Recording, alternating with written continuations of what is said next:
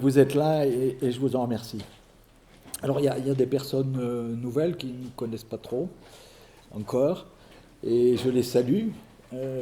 Et je vais rappeler en quelques mots notre démarche.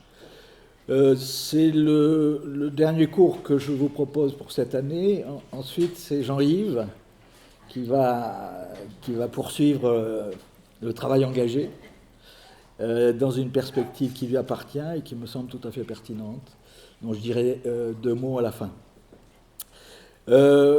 D'ailleurs, sur la question de cet enseignement-là, probablement qu'on évoluera. Hein.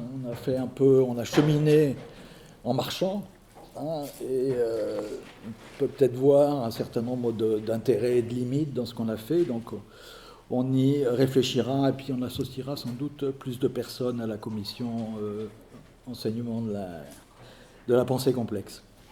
Bon, voilà, alors, c'est la 4e séance.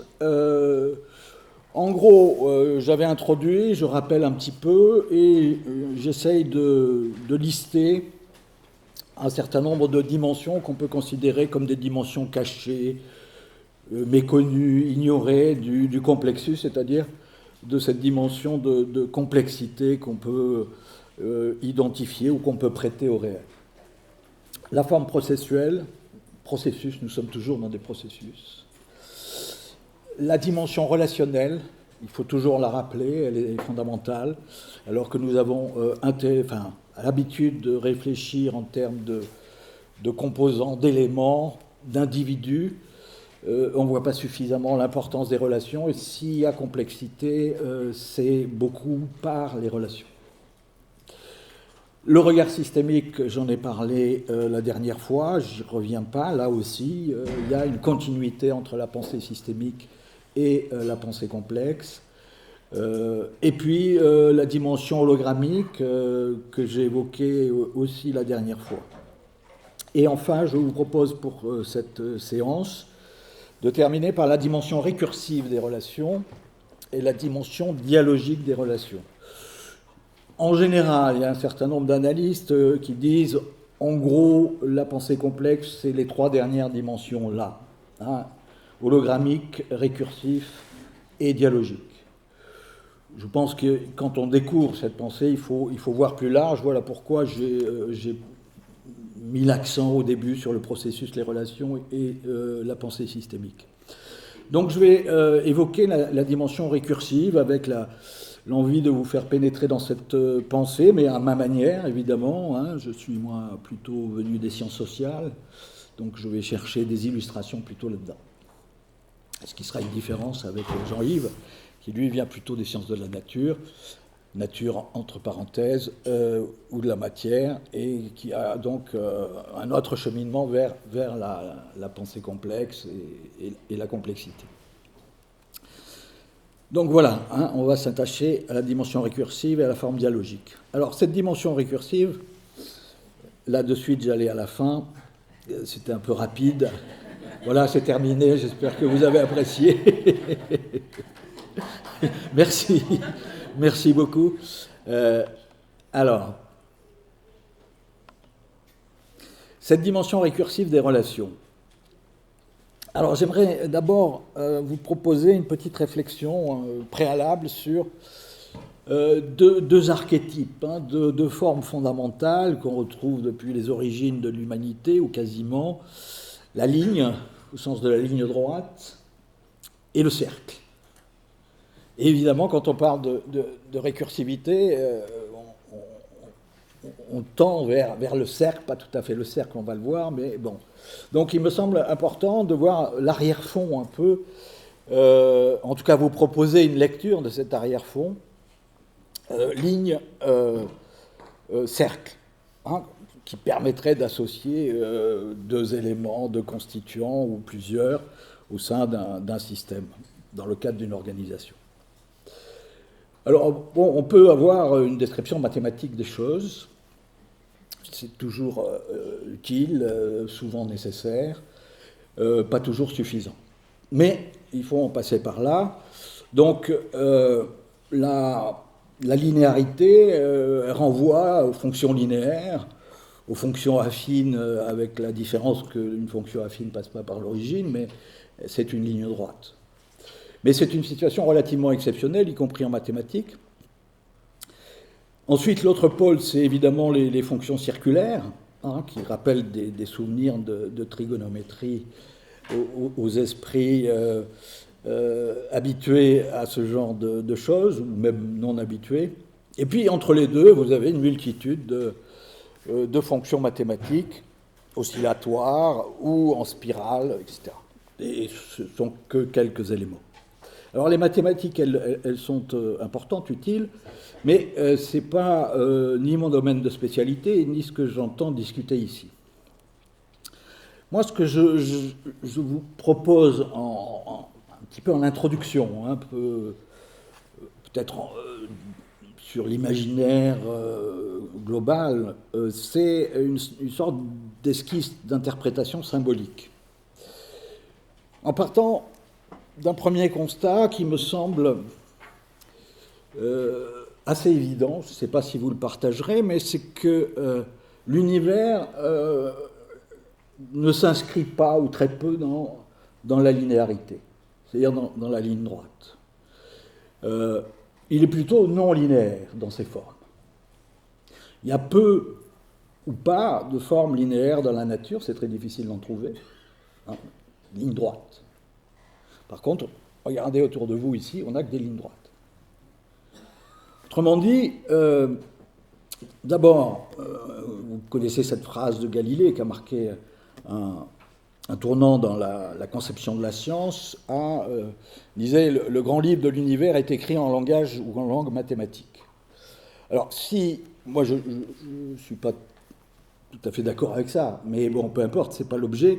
Mais si, admettons que l'univers soit écrit en langage mathématique, il ne s'agit pas de mathématiques de la linéarité. Ça, c'est une évidence. Si on compare un rapace, il n'y a aucune, ou quasiment aucune linéarité là-dedans. Si on compare avec un avion, ben, vous voyez qu'il y a plein de lignes droites. Autrement dit, on peut considérer que l'organique renvoie à une forme de non-linéarité, alors que le mécanique ou l'artificiel, c'est-à-dire ce qui est produit par les hommes, renvoie, lui, beaucoup plus à une linéarité. C'est un premier point, si vous voulez, il ne me semble pas tout à fait indifférent. Bon, j'ajouterais que, évidemment, quiconque a tenu un manche à balai, comme on dit en matière d'aviation, rêverait que son appareil ait les qualités d'un rapace, ce qui est très très loin d'être le cas. Mais si on prend d'autres formes, prenez les arbres, la forêt, on a de la non-linéarité, c'est exceptionnel, ou c'est probablement l'effet du hasard. Tandis que les formes conçues par les hommes, elles sont remplies de linéarité.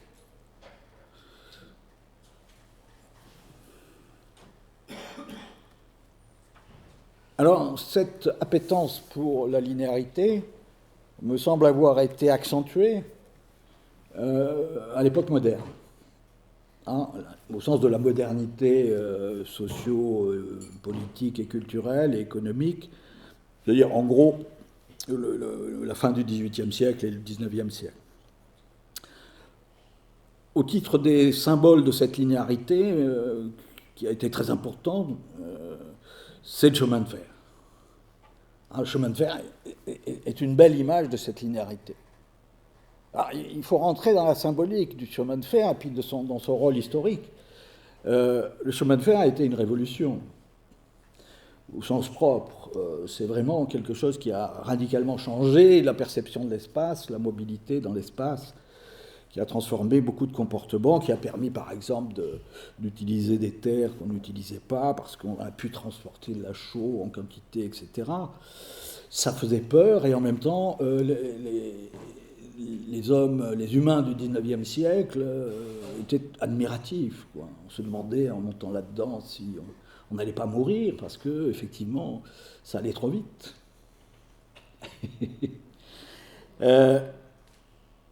Et les chemins de fer, c'est évidemment les rails.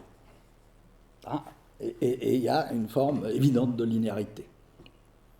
Alors, le chemin de fer, il annonce quelque chose d'autre, parce que j'ai essayé de développer cette idée de la conception d'un progrès.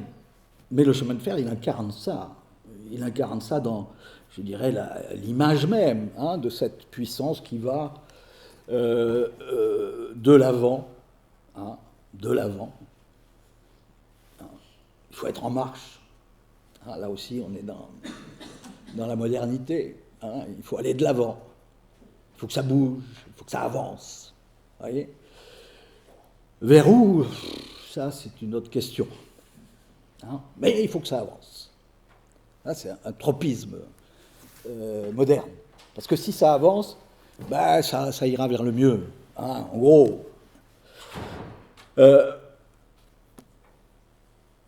J'aime bien cette image. Peut-être l'avez-vous en tête ou dans votre mémoire de la bête humaine, l'image finale de la bête humaine de Zola. Vous avez... ça a été réalisé aussi au cinéma. Dans cette image finale, vous avez, c'est au moment de la Première Guerre mondiale, un train rempli de conscrits qui montent au front.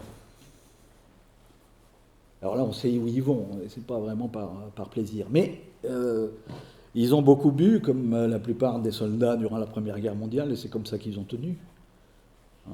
Savez-vous que la quantité qui était disponible pour les soldats durant la Première Guerre mondiale de vin, c'était 5 litres par jour. 5 litres par jour.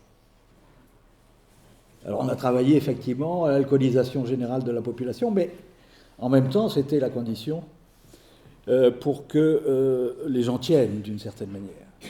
Mais là ils avaient bu et ils chantaient à tue-tête. C'est la nuit et dans le poste de pilotage vous avez une bagarre entre le mécanicien et le pilote et les deux tombent. Et vous avez l'image finale du train qui fonce à toute allure avec personne aux commandes, et des soldats qui chantent en allant vers le front. Je trouve que c'est une belle image, assez tragique, mais ça m'évoque ça aussi, le chemin de fer. Mais regardez dans la peinture aussi. La peinture, cette recherche des formes qu'on va trouver déjà chez Matisse, ça c'est un Picasso. Quand on cherche les formes un peu structurelles de la matière, au-delà du regard, on va chercher dans la linéarité. C'est frappant. Bon, Fernand Léger, c'est un peintre de la modernité, ouvriériste, qui a célébré le monde ouvrier, mais qui célèbre aussi en même temps ses constructions elles-mêmes très linéaires. On voit bien cette proximité, ou presque une sorte de fusion entre une forme de linéarité de l'imaginaire et de la production, et cette modernité. Et je crois qu'on continue à être, d'une certaine manière, encore là-dedans. Alors, en politique, et oui, en politique aussi, puisqu'il y a un groupe qui s'intéresse sur le territoire, on a posé des frontières, et on les a posées très souvent en termes linéaires. Ça, c'est intéressant. Vous voyez, la frontière, la définition de la limite. Où est-ce que censé commencer un territoire, où est-ce qu'il se termine, comme si on pouvait, comme ça, trancher dans le vif. C'est ce qui va être fait, d'une certaine manière. Alors, j'aimerais commenter un peu ça, parce qu'il me semble que c'est très révélateur de beaucoup de choses. Moi, quand j'ai découvert, lors du travail sur ma thèse, c'était le bas Moyen-Âge à peu près, ce document, peut-être certains d'entre vous le connaissent, c'est le rapport Thouret. Thouret était le président de l'Assemblée constituante, la première Assemblée nationale, si vous voulez, et ça a été l'un des premiers rapports qui a été déposé sur justement le bureau de ce président. là, s'y incarne l'idée. De quoi il s'agit? Il s'agit en fait de redéfinir les institutions locales. Alors les carrés que vous voyez correspondent au département. Et alors vous ne le voyez pas très bien, mais chaque carré est lui-même subdivisé en 9 carrés qui correspondent aux communes. Bon, là vous avez, si vous voulez, cette hubris. Cette hubris du modèle qui se veut rationnel et qui veut s'appliquer à une matière vivante, celle du territoire. Alors évidemment, ça ne passera pas. Il y a d'ailleurs un très beau discours, il y a des discours assez intéressants sur la critique de ça. Et bon, les départements, ils vont prendre des formes beaucoup moins linéaires, évidemment, et plus révélatrices de l'histoire, de la culture, de la présence des humains. Ici, la présence des humains est liée, mais elle est liée sur un mode géométrique. Elle est purement abstraite. L'idée, c'est quoi? C'est de fractionner, si vous voulez, la souveraineté nationale en parties. Alors, ça donne quelque chose d'assez curieux, puisque, comme vous le voyez, le périmètre du pays ne rentre pas tout à fait dans ce modèle-là. Mais c'est pas grave, il faut un peu de cohérence quand même. Il y a aussi ça dans les Lumières, qu'on ne perçoit pas suffisamment, à mon avis, même si il y a une critique, celle de l'école de Francfort, d'une sorte d'obscurantisme des Lumières. Elles ne sont pas qu'obscurantistes, évidemment, mais elles ont un côté obscurantiste dans cette hubris rationalisateur. Enfin, c'est quelque chose que moi, je crois. Mais alors, regardez l'Afrique. Alors, l'Afrique, ça, c'est le traité de Berlin, le découpage issu plus ou moins du traité de Berlin. Bon, alors là, la géométrie est reine, la linéarité est là. On voit bien que le colonisateur, si pour lui-même il reconnaît des frontières qui sont d'ordre, on dit naturel, ça n'a pas de sens, mais enfin qui ont été construites par l'histoire et qu'on respecte, ici c'est tout le contraire. C'est-à-dire qu'on soumet un espace qu'on estime être un espace quasiment vierge, même s'il a des habitants, on pense pour eux. On pense pour eux, et évidemment, on dit, regardez, ces États africains, ils sont incapables de s'acclimater avec la démocratie, mais c'est une tromperie majeure. On a créé des États qui ne tenaient pas compte, pour la plupart, des conditions historiques, de la constitution ethnique, culturelle, religieuse, voire en termes de mode de vie et de mode de culture. Par exemple, le Mali, vous avez aujourd'hui les Touaregs. Et puis vous avez au sud des gens qui ne sont pas des nomades. Vous avez ça aussi au Tchad, où j'ai eu le plaisir de naître. Même si je n'ai pas tout à fait la couleur locale, mais le Tchad, il est coupé en deux. Vous avez au-dessus, au nord, près de la Libye, ici, vous avez des peuples qui sont traditionnellement musulmans, des guerriers, des éleveurs, des nomades. Et puis au sud, vous avez des populations beaucoup plus négroïdes, tandis que les autres sont plus, j'allais dire, mélangés avec des Arabes, donc ils sont plus grands, ils sont plus clairs. Et puis au sud, vous avez plutôt des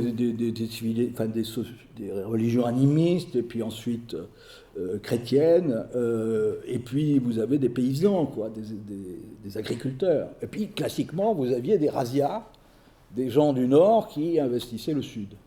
On a réuni ces gens-là dans le même État. D'accord? Et vous avez ça dans toute la bande sahélienne de l'Afrique. Donc si aujourd'hui, effectivement, vous avez des problèmes d'unité nationale, c'est que ces nations ne correspondent pas aux traditions historiques, et la forme même de la nation d'ailleurs, hein, qui est une exportation, j'allais dire, occidentale. Donc on voit là, si vous voulez, que cette logique de la linéarité mue par des intérêts économiques évidents, ben, c'est traduit pour les humains qui les habitaient par des drames absolus. Bon, tout ça a été possible avec le rapport de l'esclavage, le rapport de la domination coloniale. Donc fixer des limites, c'est aussi un acte politique, et il faut l'intégrer là-dedans, si vous voulez. Cette linéarité-là, elle est possible grâce au rapport, ou à cause du rapport colonial. Mais vous avez la même chose aux États-Unis. Regardez le Colorado ici. Ah, c'est quand même fantastique. Hein, vous avez quelque chose de l'ordre d'une géométrisation quasi complète, quoi. Enfin, là aussi, alors ça paraît simple, effectivement, ça doit être évidemment ce qui a conditionné ce type de forme, mais on voit bien que là aussi, ça part de l'idée qu'on peut appliquer à un territoire une sorte de modèle du dominant qui le découpe de manière géométrique. D'ailleurs, on ne voit pas suffisamment, à mon avis, ce lien entre le développement de ce qu'on a pu appeler, ou ce qu'on appelle le capitalisme, et ce rapport colonial, hein, foncier, qui a été à l'origine. Alors, on peut considérer qu'effectivement, cette origine, elle est hasardeuse, que ça aurait pu être autrement, mais certains auteurs disent que non. L'esclavage, le rapport de domination entre les races, entre guillemets, ben, il est au cœur même, principe même de la constitution du capitalisme. Ce qu'on a tendance à oublier. Alors un petit point sur les mesures aussi, parce que qui dit linéarité, qui dit représentation géométrique, dit aussi mesure. Alors peut-être un petit commentaire là-dessus. On avait, si vous voulez, et d'ailleurs les anglo-saxons l'ont conservé, un rapport de l'unité de mesure à quelque chose de concret qui était le corps, ou les objets. Le yard, c'est une verge, mais pas tel qu'on l'entend, on peut l'entendre avec une acception orientée. C'est une sorte de bâton, hein, tendre les verges pour se faire battre. Hein, c'est ces verges-là dont il s'agit. Bon. Ben, vous voyez, dans le mode de définition de l'unité de mesure, il y a un rapport à la concrétude qu'on trouvait systématiquement dans l'Ancien Régime. Hein, vous aviez quasiment des unités de mesure qui étaient spécifiques aux produits, aux productions, spécifiques aux lieux. C'était toujours un peu difficile de trouver un accord entre différentes unités, mais bon, grosso modo, on s'en sortait. Pourquoi ? Parce que la relation était première. C'est-à-dire que c'était des humains qui échangeaient avec d'autres humains. Donc ils arrivaient à se mettre d'accord, si vous voulez, même si les unités de mesure n'étaient pas là, identiques. Et évidemment, avec la modernité, il en va tout autrement. Et c'est pas pour rien qu'effectivement, la Révolution crée le système métrique. Le système métrique est aussi un rapport au monde. Comme le système des unités de mesure des Anglais, par exemple. Je ne dis pas qu'il y en a un qui est meilleur que l'autre, ce n'est pas le problème. Il y en a un qui est sans doute beaucoup plus fonctionnel que l'autre. Mais qui traduit quand même un rapport, si vous voulez, à l'espace, plus qu'un rapport au territoire.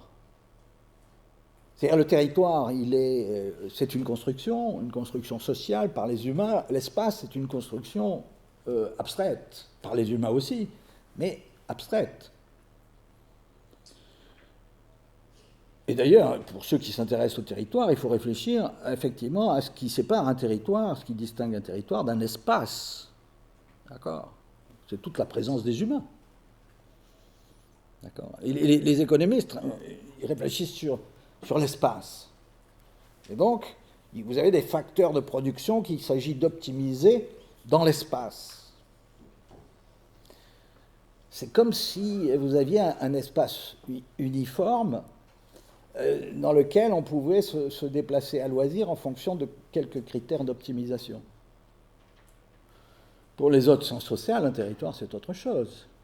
C'est certes une dimension spatiale, mais c'est une dimension spatiale dans laquelle les humains existent. Et on bâtit, construit toute une série de choses qui confèrent des éléments de ce qu'on appelle l'identité.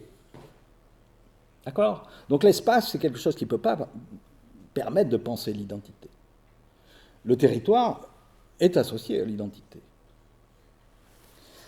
Donc, aller chercher le méridien, une fraction du méridien comme étalon, comme fondement de la définition du maître, c'est déjà prendre beaucoup de distance, si vous voulez, avec la vie concrète, avec les humains, et renvoyer à une abstraction, une pure abstraction, fonctionnelle certes, mais une pure abstraction.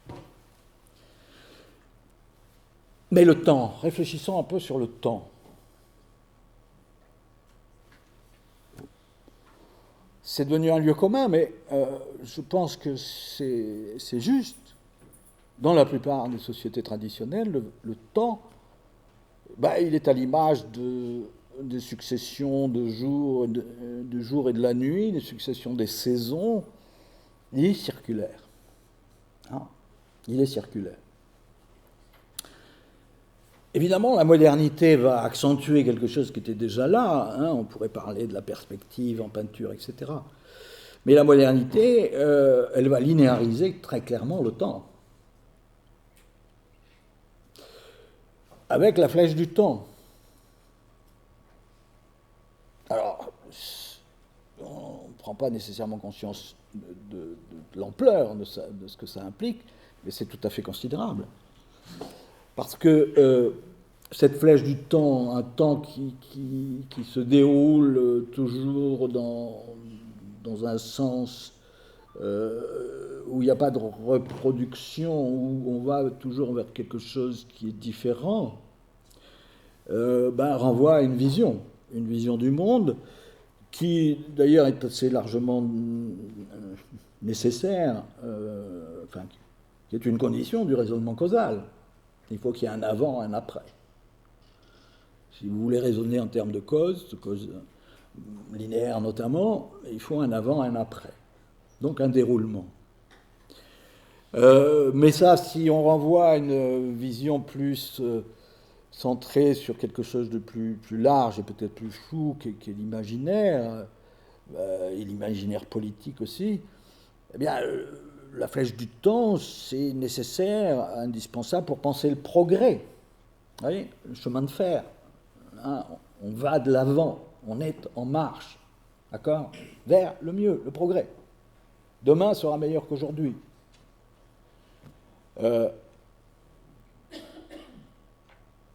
Et on est encore là-dedans. Plus tout à fait. Mais enfin, on a un certain nombre de... En arrière-fond, on se désole effectivement en se disant c'est plus comme avant, mais on espère à revenir comme avant. D'accord ?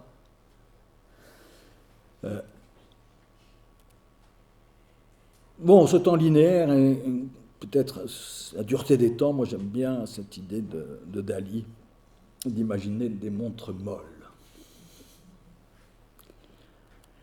Alors, après ce petit préalable sur la linéarité, la dimension récursive.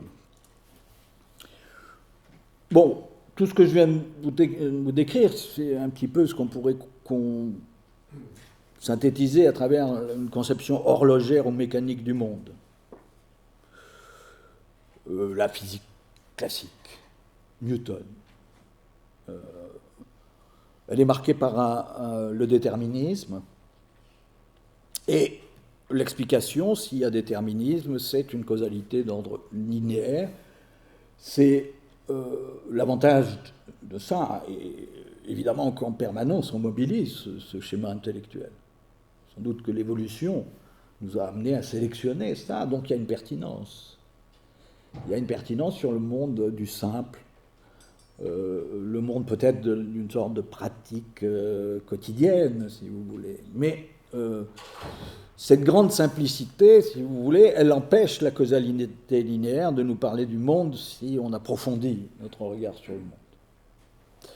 Bon, on est là dans la perspective causaliste de Descartes, hein, le causalisme cartésien dont je vous ai déjà parlé, hein, relié par de longues chaînes de raisons toutes simples, les faits observés aux causes qui les déterminent.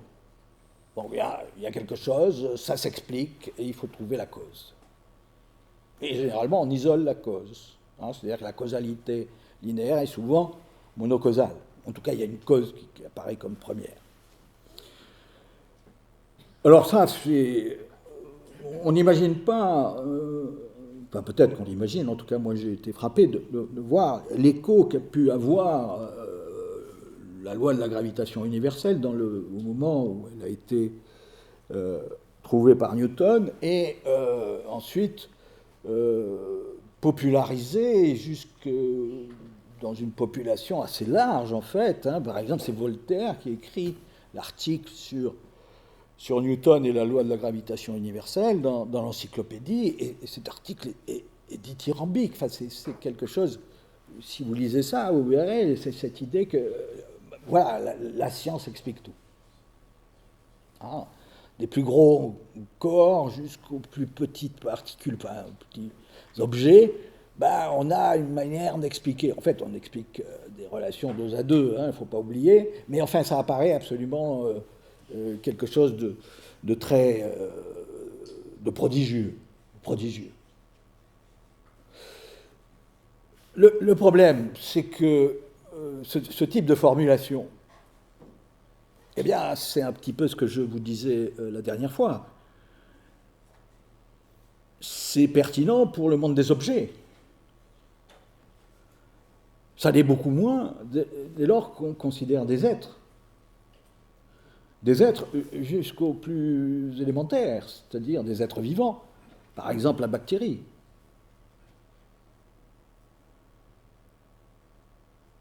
Alors déjà, la cybernétique, elle introduit, hein, j'en ai déjà parlé à propos de la systémique, elle introduit cette idée de feedback, de rétroaction, hein, qui rompt avec la linéarité en introduisant ce retour. C'est une phase importante, hein, évidemment. Et donc, si on en revient à cette conception horlogère du monde, hein, des corps parmi les corps,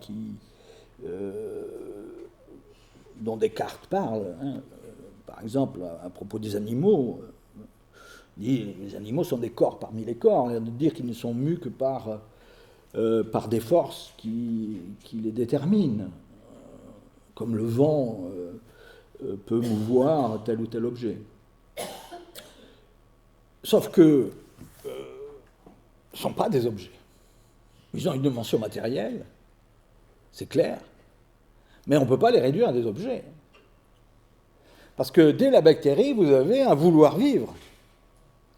Vous avez une sorte de principe interne qui fait qu'on n'a pas affaire à un objet. On a affaire à un être qui a un vouloir vivre et qui agit dans la mesure de ses possibilités et la mesure de sa perception de son environnement qui agit.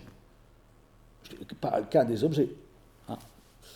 Et évidemment, Homo sapiens a développé cette dimension-là, hein, dans ses habiletés sensorimotrices, dans son gros système cérébral, dans sa culture, etc. Tout ça est évidemment quelque chose qui ne peut pas être réductible à de simples objets, sauf à réduire la place de l'humain à celui d'un objet. Ce que ne comprennent pas toujours bien, me semble-t-il, les scientifiques des sciences de la matière. Hein? Si j'étais méchant, je citerais un grand systémicien qui disait les sciences dures ont des problèmes mous et les sciences molles ont des problèmes durs. Autrement dit, la difficulté n'est pas là où on croit. Hein. Et si elles sont molles, c'est parce que probablement les problèmes sont durs. Hein. Bon, c'est un peu facile, hein, puis je suis jugé parti. Donc. Évidemment, j'ai mes tropismes. Alors, la différence fondamentale, c'est que quand vous raisonnez dans une causalité linéaire, A, variable A détermine B, vous êtes, ou à la place de A, on peut mettre une loi, si vous voulez, une loi physique. C'est comme si c'était une extériorité à l'objet. Vous voyez, il subit une force. Ce qui fait qu'il est, si on utilise un mot un peu pompeux, il est soumis à une hétéronomie, c'est-à-dire les normes qui sont celles de son comportement, eh ben c'est des normes mécaniques qui lui viennent de l'environnement, c'est extérieur à lui, il est poussé, point. La force est extérieure et elle s'impose. On est donc dans ce registre-là quand on parle de la causalité linéaire. Dès lors qu'on introduit, si vous voulez, cette flèche, et elle est fondamentale évidemment cette flèche, c'est pour ça que le feedback c'est quand même important. Hein, je crois vous avoir dit déjà que Morin déplore qu'on voit trop souvent dans le feedback quelque chose qui est une sorte de vision un peu technique des choses, alors que fondamentalement ça essaye de penser l'autonomie. Fondamentalement c'est déjà une pensée de l'autonomie. Ben, si vous introduisez cette flèche, c'est-à-dire que vous n'avez pas qu'un objet, si vous voulez, qui est mu par une force extérieure, sans aucune capacité de réaction, ben, si vous introduisez cette flèche, ben, tout ça change, non pas qu'il n'y ait plus une force extérieure, bien sûr qu'elle y est, mais l'objet, le système, on va dire, le système qui subit cette forme extérieure, cette force extérieure, il a la capacité, dès lors qu'existe un être, il a la capacité à réagir à cette force extérieure. Alors, il peut y résister comme ne pas y résister. Ça dépend du type de force qui s'exerce sur lui, du type de contrainte, etc. Mais de toute façon, on lui postule une intériorité et une sorte d'autonomie relative, même si elle est très limitée. Mais ça n'est pas un objet. Donc c'est important. Vous voyez, là, on est au cœur du débat sur la récursivité. Disons qu'on ne peut pas penser, de mon point de vue, il me semble qu'on ne peut pas penser l'être sans une dimension récursive. Autrement dit, la linéarité est une pensée du non-être. Or, c'est quand même une forme extrêmement prégnante. Alors, il faut introduire une autre dimension, si vous voulez, qui est bien connue des biologistes et des naturalistes, parce que ça fait quand même plus d'un siècle qu'on sait ça, même si de temps en temps on a l'impression qu'on l'oublie.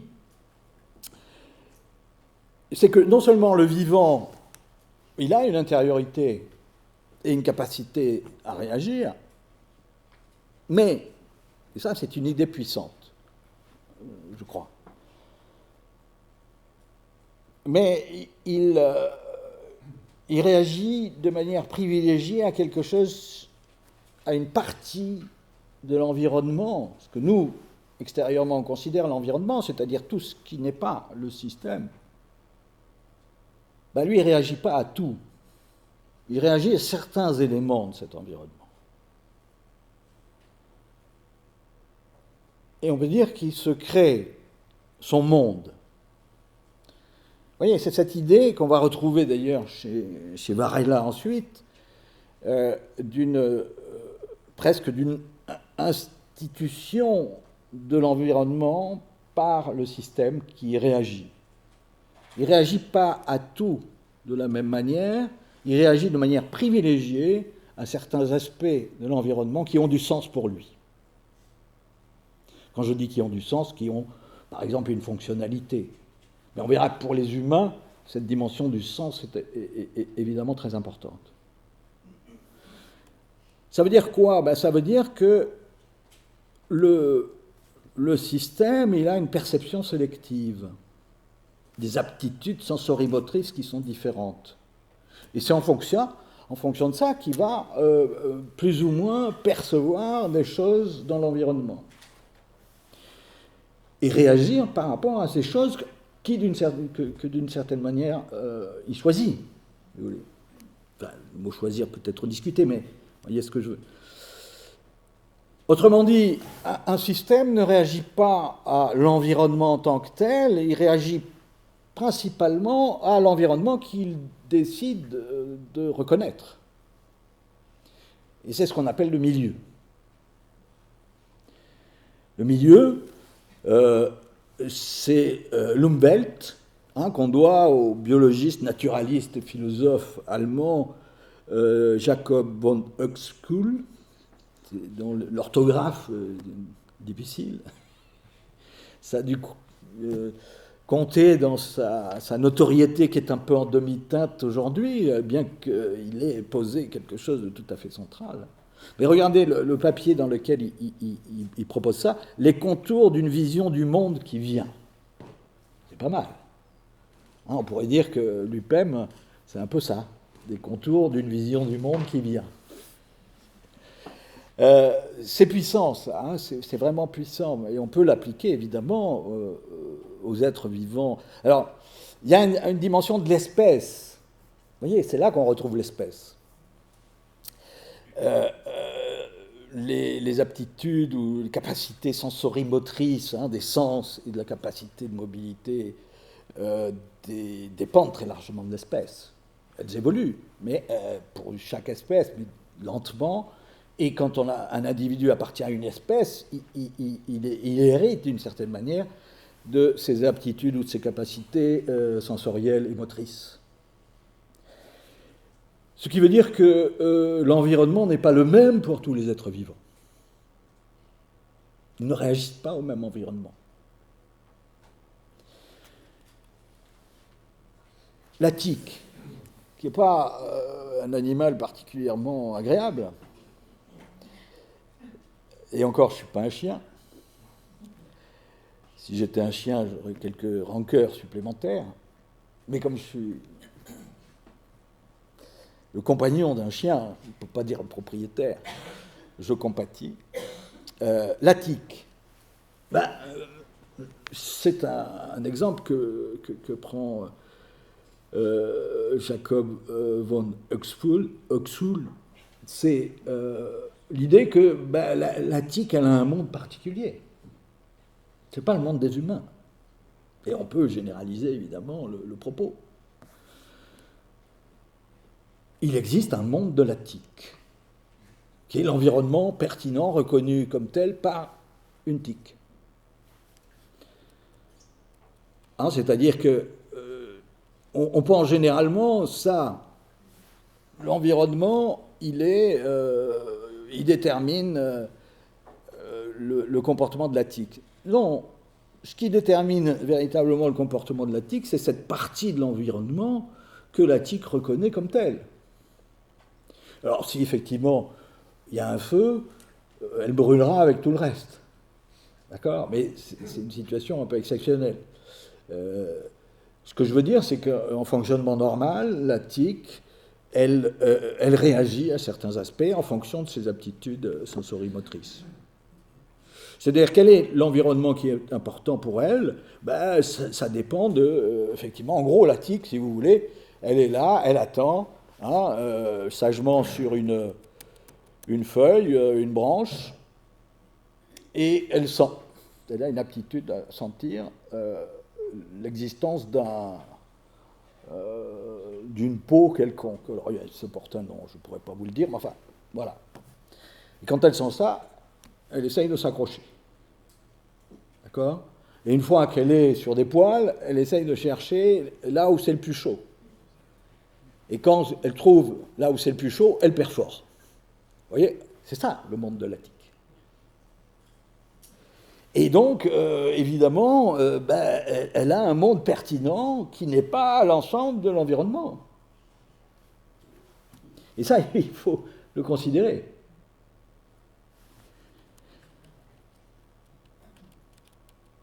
Et en même temps, elle se construit par rapport à ce monde-là. C'est-à-dire qu'elle identifie ce monde, elle réagit à ce monde, et elle se construit par rapport à ça. Alors ça, c'est très important. Hein. Alors, ça nous amène à... Je ne voudrais pas être trop long là-dessus, parce qu'on ouvre comment dire, une porte, là, et on n'est pas sûr de pouvoir la refermer. Mais je dirais, l'autopoïèse, et surtout ce qu'on a appelé l'énaction. Hein, l'autopoïèse, c'est deux biologistes chiliens, Arturo Maturana et Francisco Varela, qui l'ont posé, et l'énaction, c'est plutôt Varela tout seul qui a développé cette idée. On n'est pas loin, si vous voulez, l'autopoïèse, c'est un mot que vous avez sans doute rencontré, ou si ce n'est pas le cas, vous le rencontrerez, parce qu'il y a toute une recherche autour de ça. Hein. Disons, c'est un peu un concept proche de ce que j'évoquais à travers l'auto-éco-réorganisation de Morin. Sauf que là, on est d'abord dans une analyse biologique, mais qui a vocation à dépasser l'analyse biologique. Hein. En gros, autopoïèse, soi-même, poïésie, c'est la production, la création de soi. L'idée d'un système autopoïétique, c'est un système qui est capable de s'autoproduire. Vous voyez qu'on est dans l'auto-éco-réorganisation. Et ça, c'est très important. Qu'est-ce qui fait qu'un système est capable de perdurer, de se reproduire en tant que lui-même? C'est un mystère.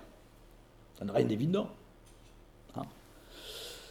Donc, un système autopoïétique, il a la propriété de se produire lui-même en permanence et en interaction avec son environnement. Ça, c'est la dimension d'auto-éco-réorganisation.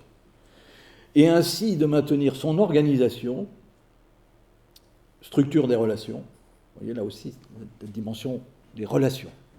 La dimension des relations, elle est très importante. Malgré son changement de composants et d'informations. Autrement dit, un système autopoïétique, c'est un système auto-éco-réorganisation, organisé ou réorganisant, les deux à la fois, si on utilise le concept maurinien. Il y a une grande proximité. Sauf que la dimension de réorganisation, elle est moins pensée dans l'autopoïèse, parce qu'on est dans un temps plus court. Alors, ça c'est un point, si vous voulez, qui n'est pas clairement abordé par Morin. Cette idée de la cognition incarnée, ce qu'on appelle l'énaction. On traduit, c'est enactment, hein, c'est traduit par énaction. Alors, c'est un peu l'idée, moi je dirais qu'on est proche de l'idée de milieu, d'Umwelt, de Jacob von Uexküll, et on va peut-être plus loin, mais c'est la filiation. Hein. Alors ça a des conséquences, je dirais, sur le rapport à la connaissance. En gros, qu'est-ce que c'est qu'une cognition incarnée? Disons que les systèmes, notamment les systèmes humains, mais plus généralement les formes vivantes, elles s'organisent elles-mêmes en interaction avec leur monde. Hein, c'est pour ça que je renvoie à ce que je vous ai dit précédemment. La tique, c'est son monde avec lequel elle interagit, ce n'est pas l'ensemble de l'environnement.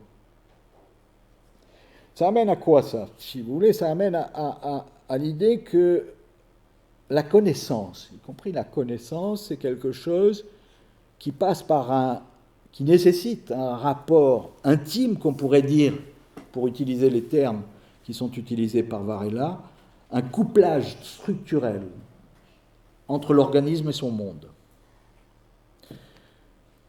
Jusqu'à un point où on ne peut plus dire qui du monde ou de l'organisme crée l'autre. Alors qu'on a l'habitude, si vous voulez, dans la linéarité de penser une succession. D'abord l'environnement, ensuite l'organisme, etc. Là, ça n'a plus de sens parce qu'on ne peut pas percevoir, si vous voulez, le monde, y compris nous, humains, on ne peut pas percevoir le monde indépendamment de ce que nous sommes, de nos structures biologiques et de notre rapport avec notre monde. Nous aussi, nous avons un monde. Songez, par exemple, au rapport au monde de quelqu'un qui est privé de la vue. C'est un rapport au monde différent. On sait que notre rapport, nos aptitudes sensorimotrices, sensorielles, elles sont très marquées par une prégnance de la vue. C'est le sens dominant. On voit. Alors on entend aussi. On touche, etc. Mais tout ça est en arrière-plan. Si vous êtes privé de la vue, eh ben, vous développez un rapport au monde différent parce que votre monde lui-même, d'une certaine manière, devient différent.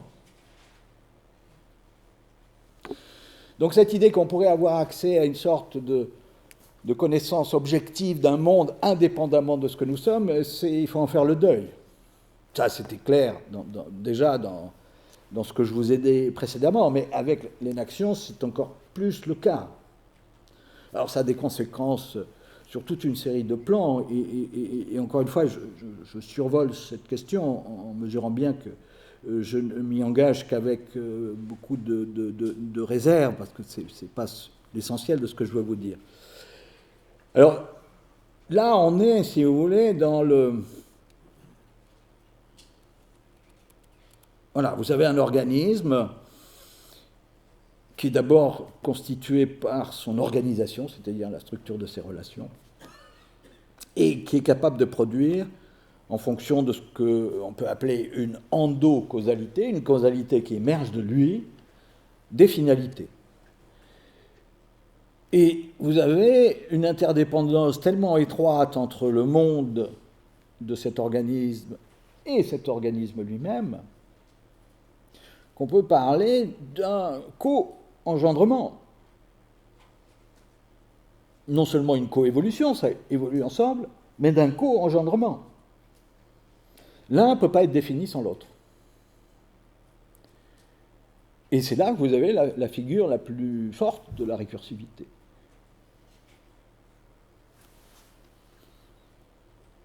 Alors, quand on parle de récursivité, j'ai pas échappé à ça, on renvoie au cercle. Je n'ai pas fait la critique du cercle, j'ai fait la critique de la ligne, mais le cercle, il faut en faire la critique, évidemment. Parce que le cercle, il reproduit. Il reproduit à l'identique. On revient toujours au même plan. Ce qui est singulier, puisque ça nous donne la révolution astronomique, et on s'aperçoit que la révolution politique a un tout autre sens. Comme quoi le vocabulaire, le langage est plein de pièges. Évidemment, c'est la spirale qui nous intéresse, parce que la spirale, elle peut penser une évolution, pas simplement une reproduction. Donc, il est une figure centrale de la complexité en général, si vous voulez, c'est la spirale. Parce qu'elle pense à la fois le retour, mais pas le retour à l'identique. Donc, elle n'est pas dans une linéarité sans retour sur soi, sans possibilité de construire quelque chose de spécifique de l'ordre de la conscience, de l'être, etc. Donc ça, elle peut l'intégrer, mais en même temps, elle intègre une dimension d'évolution, ce que le cercle ne peut pas faire. Alors, bon, on peut faire des typologies de formes récursives. Si ça vous intéresse, vous pouvez aller lire la théorie du système général de Lemoigne, de 1977, où vous avez une belle exposition avec un systématisme certain de ces formes-là. Pour le dire un peu simplement, peut-être, il y a récursion, récursivité. Disons, on peut dire qu'il y a des niveaux de récursivité si on considère que la rétroaction est un premier niveau de récursivité. C'est-à-dire de retour sur soi, de retour sur quelque chose. Bon. Ça peut être une simple rétroaction informationnelle. On s'informe sur ce que fait le système. C'est un système d'information, point. En retour. C'est le classique feedback. Ça peut être uniquement informationnel. On s'informe. si j'étais un peu critique, mais je ne le suis pas, je dirais que le GIEC, c'est un peu ça. On s'informe. C'est un peu excessif, hein, j'en conviens, mais pas si loin que ça quand même. On sait qu'on détruit, on pollue, on réchauffe. On sait. Ah oui, on sait pourquoi, parce que on a étudié les résultats. Mais ça ne veut pas dire pour autant qu'on va changer l'action.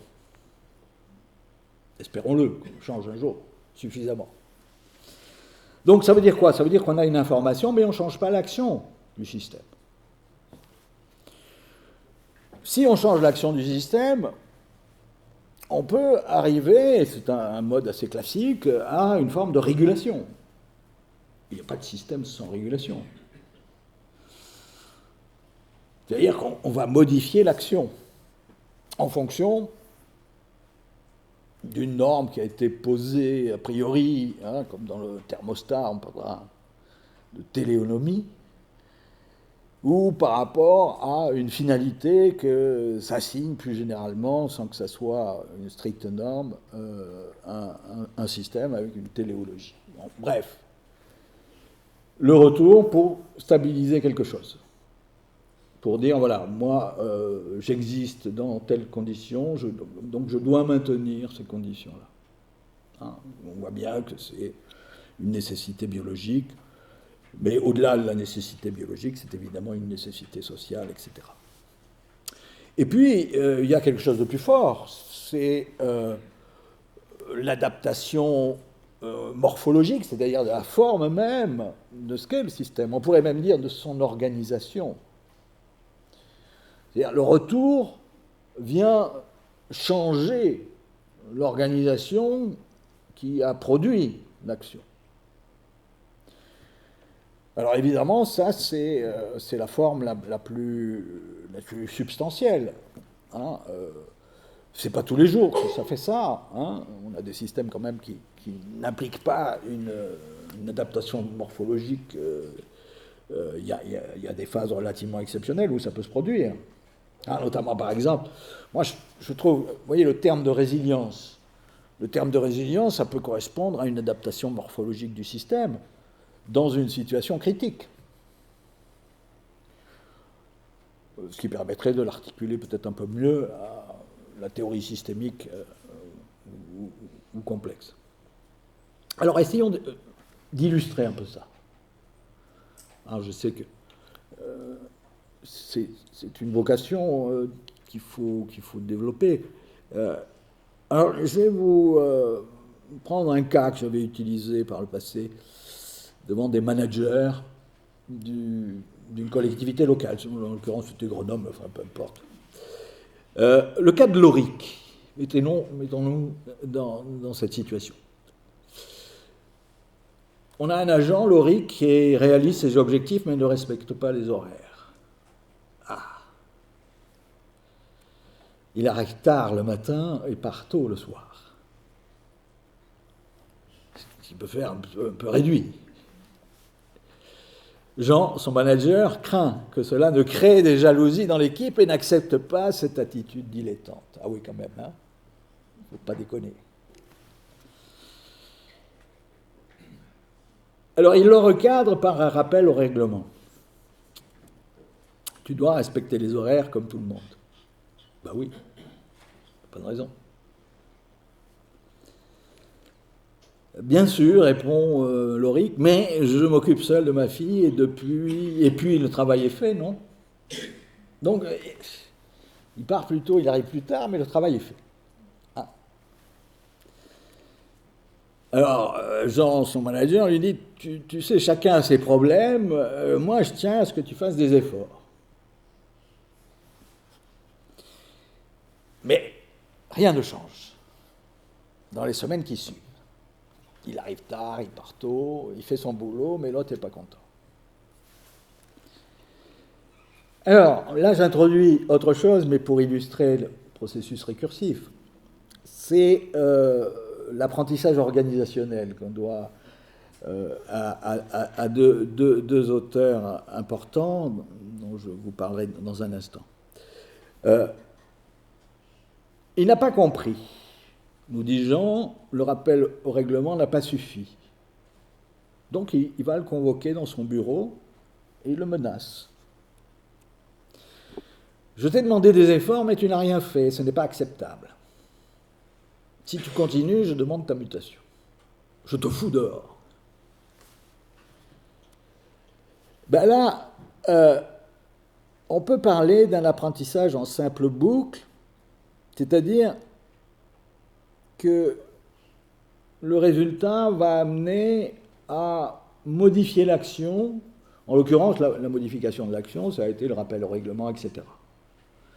On a l'impression que ça ne marche pas. Hein, donc on va avoir une amplification de la... Donc vous voyez, là on a un premier niveau de récursivité sur une évolution éventuellement de l'action du manager ou de l'action de son agent. On a un manager qui est un peu là-dedans, hein, qui est quand même dans... et il y en a, hein. Il y en a des comme ça. Vous en avez connu?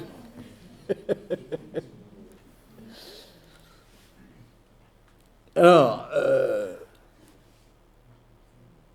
on peut envisager un apprentissage, une forme de récursivité qui va plus loin que la simple action. Et on va l'introduire. Plus loin que l'apprentissage en simple boucle, qui n'est pas vraiment un apprentissage d'ailleurs. Rien ne change, on continue le cas. Les retards s'accumulent. Et Jean craint pour son autorité. Il s'apprête à contacter la DRH. Quand on contacte la DRH, c'est toujours mauvais signe. Quand il déjeune avec un ami proche, à qui il présente le cas. Et alors il est déçu. Il est surpris par la réaction de l'ami. Et l'ami, il va lui donner un regard un peu extérieur. Tu n'as pas changé. Tu veux toujours avoir raison. Tu devrais te questionner, mon vieux. Alors lui, il ne comprend pas. Hein, si on peut plus compter sur les amis, c'est quand même pas terrible. Alors, essayons d'interpréter ça. Ce qui aurait pu se passer, c'est un apprentissage en double boucle. C'est-à-dire, plutôt que de rester dans le cadre d'une action, essayer d'aller plus loin et de modifier ce qui conditionne l'action. Vous voyez ? Les objectifs. Alors, je le développerai. Hein, les théories d'action, les principes directeurs, les représentations. Bon. Ce que ne fait pas, peut-être qu'il le fera. Hein, s'il a une forme de réflexivité, s'il a introduit le collectif, peut-être qu'il pourra le faire. Mais tel qu'il est parti, avec la dynamique je te mets dehors, il garde tout ce qui conditionne son action, les représentations, etc. Et il ne change pas. Alors, il pourrait changer ça, mais à condition d'identifier ce qu'il y a derrière. Hein. Par exemple, les principes directeurs, hein, c'est Sean et Argyris, hein, qui sont deux auteurs qui sont un peu centraux dans l'apprentissage organisationnel. Alors, je vous ai mis les principes directeurs, mais ça serait bien que je commence par les représentations. Alors, comment je cadre la situation et lui donne du sens? Vous voyez, la dimension du sens. On a l'impression que c'est une évidence, ça. Hein, mais non. D'une certaine manière, je cadre une situation et je lui donne du sens. Est-ce qu'il s'est interrogé là-dessus? Par exemple, il met l'accent sur « il est en retard ». Mais en quelque sorte, il passe sous silence, il obtient ses résultats. Il fait son travail. C'est une manière de cadrer l'action. Les principes directeurs, qu'est-ce qui oriente l'action? Il n'a pas le recul ou probablement la réflexivité suffisante pour voir qu'au bout du compte, ce qui le meut là-dedans, comme beaucoup de managers, c'est l'idée de contrôle de l'autre. Pas tous, hein. Je veux dire, et puis il y a que c'est compliqué, c'est pas facile, etc. Donc pas de critique gratuite. Mais pas simplement les managers, on est tous un peu là-dedans. Gagner, vous voyez, dans la relation, gagner et ne pas perdre. Et cette histoire de gagner, il faudrait quand même arrêter. Hein? Gagner. Gagnant, gagnant. Et pour moi, c'est le comble de la trivialité. Comme si nos ambitions, c'était de gagner. Mais gagner quoi? Enfin. Ah là, vraiment, j'ai une colère face à ça.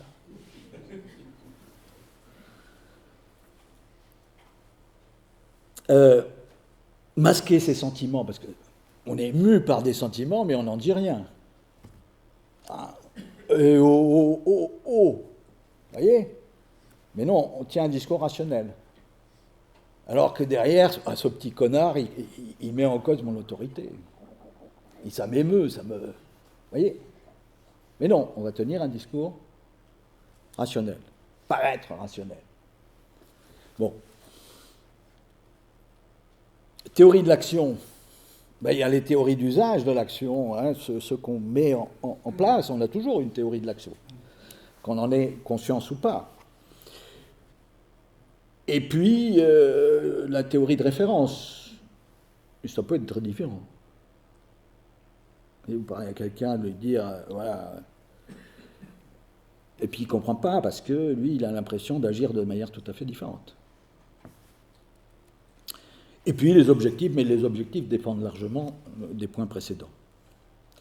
Alors, si on fait l'analyse de ça, dans le cas de Jean, le manager, ben, dans les représentations, le cadrage de la situation, je vous l'ai dit, il met l'accent sur Laurie qui déroge à la règle, c'est-à-dire arriver à l'heure et partir à l'heure. Il met ça en exergue plutôt qu'il réalise ses objectifs. Derrière, il y a une conception de l'organisation. C'est quoi la conception de l'organisation? Eh bien, c'est un système d'ordre. Un système hiérarchique, un système réglementé. D'abord ça.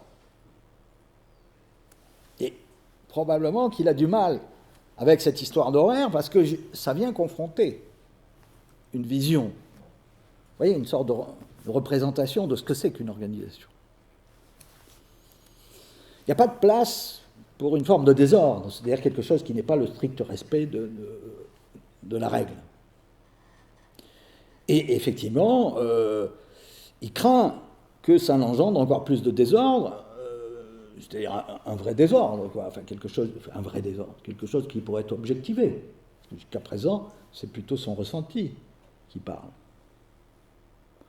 Il pourrait y avoir des risques de jalousie dans l'équipe. Puis vous voyez, un dilettantisme inacceptable. Là aussi, vous avez un arrière-fond qui est quand même très, très structuré. Ah, il faut y aller, quoi. Il faut besogner, il faut... Hein, le dilettantisme, c'est pas possible, quoi. C'est pas sérieux. Il y a un arrière-fond derrière tout ça. Pour cette personne-là. Hein. Et derrière, le chef ne peut pas tolérer ça, car sinon, il n'est plus le chef. Et encore, c'est sa vision. Mais pour lui, ça représente quelque chose presque d'objectif. Il ne voit pas la distance. La distance entre ce qu'il ressent, ce qu'il perçoit et ce qu'il se représente, et la manière dont les autres peuvent percevoir les choses. C'est pour ça que j'ai raison. J'ai raison. Et il menace mon autorité. Les principes directeurs, le contrôle, bon, ça j'en ai parlé, mais il pourrait être différent. Je ne dis pas que c'est facile, hein, mais par exemple, mettre l'accent sur l'autre est un partenaire plutôt qu'un potentiel contrôlé. Sans doute, il faut les deux. Mais là, en l'occurrence, il pourrait vérifier et compléter son information. Est-ce que ça crée véritablement? Est-ce que ces risques de jalousie, ça... Hein, bon. Il pourrait favoriser des choix libres et éclairés. Bon, ça, c'est un peu normatif. Et il pourrait surtout d'où l'importance de la réflexivité, essayer de se regarder agir. Hein, parce que son ami lui dit, ben, écoute, tu veux toujours avoir raison. Quoi. Donc, et là, on aurait une récursivité qui ne changerait pas simplement l'action, mais qui changerait les conditions de l'action.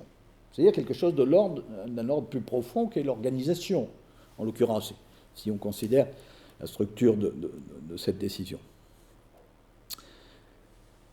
Bon, théorie de l'action ici, il n'est sans doute pas conscient de sa théorie d'usage, c'est-à-dire celle qu'il met en œuvre. Je décide, il exécute. Hein. C'était ce qu'avait dit Chirac de Sarkozy. En général, c'est plutôt directif. Hein. Il n'a probablement pas conscience qu'il agit comme ça. Ça serait difficile aujourd'hui. Il peut dire, je suis peut-être un peu directif, mais ce n'est pas ce qui me caractérise. Mais il pourrait changer.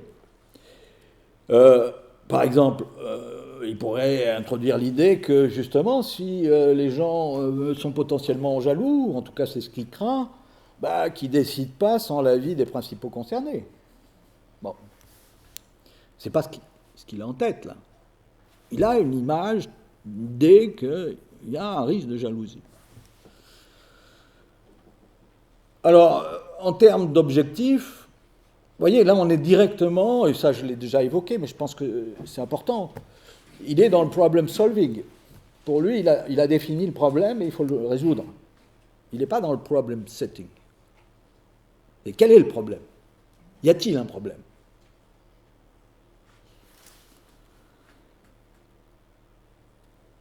Dans quelle mesure est-ce un problème? Pour qui? Avec quels effets?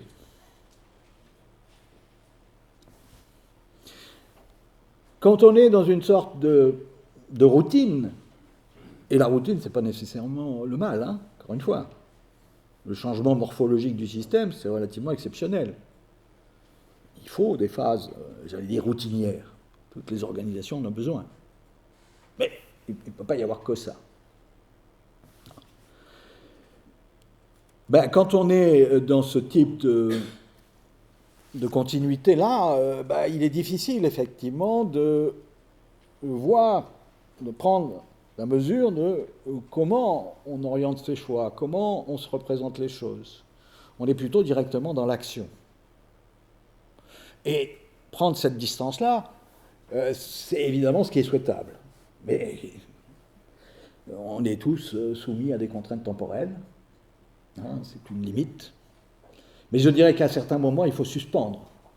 Il faut suspendre l'exploitation, c'est-à-dire ce qu'on sait faire. Et, voilà, là, il est dans une forme d'exploitation. Vous voyez, il a sa vision du monde et il applique. C'est pas coûteux d'un point de vue cognitif. Il renforce ses a priori. S'il voulait faire autrement, ça prendrait plus de temps. Ça suppose une sorte de distance et en même temps un peu de temps. C'est ça, peut-être, qu'il faudrait essayer de penser le plus souvent dans les organisations, plutôt que d'essayer de rationaliser à tout point, créer des espaces dans lesquels ils puissent, des temps, des lieux, hein, des instances, où peut y avoir cette réflexivité, quelle que soit la forme qu'elle prête. Et on peut aller plus loin. Vous voyez, alors là, imaginons qu'on soit rentré dans ça, c'est-à-dire qu'on discute, on ait conscience de ces théories d'action, principes directeurs, représentation, et je dirais peut-être que les GRA pourraient tendre vers ça, mais quels sont les processus et les conditions d'apprentissage de ces changements? C'est-à-dire qu'on est encore dans une récursivité encore plus fondamentale. Mais on va s'arrêter là, parce qu'on pourrait aller plus loin encore. Hein. On pourrait ne pas s'arrêter, ce qui, évidemment, n'est pas l'objectif. Disons, pourquoi je vous parle de cette approche de l'apprentissage organisationnel de Schoen et Argyris, c'est parce que, d'abord, pour illustrer la dimension de la réflexivité, pour illustrer ce phénomène d'apprentissage, et on est dans cette phase d'apprentissage, on est toujours, d'une certaine manière, dans une phase d'apprentissage, en tout cas, il faut l'espérer, ça met l'accent sur la dimension expérientielle de l'apprentissage. Et là, on retrouve sous une forme différente ce que nous dit Varela à travers l'inaction. Il dit, pour connaître quelque chose, il faut en faire l'expérience. Alors vous en tirez ce que vous voulez pour les groupes d'action-recherche, de recherche-action. Parce qu'il ne faudrait pas que Georges me contamine. C'est bien recherche-action. Ça va lui faire plaisir à Georges. Hein, le passage, je suis assez d'accord avec ce qu'ils disent là-dessus, c'est un vieux bouquin, mais qui reste puissant. Hein, on est plutôt dans le praticien expert. Il faudrait passer au rôle de praticien-chercheur, ce qui est un peu différent. On pourrait parler d'un manager réflexif. Je parle d'un manager, mais ça peut être n'importe quoi. Je pense qu'il y a une capacité à transformer pas mal les organisations en général à travers ça. Tout le monde a une aptitude, d'une certaine manière, à la recherche. Et dans le travail, il y a une forme de recherche. Autre illustration, c'est curieux, je n'ai pas ressenti la nicotine. Ça devrait pourtant. Et Serge, il a envie de boire un café. Donc je vous propose qu'on arrête une petite dizaine de minutes. C'est à cause de Serge, hein.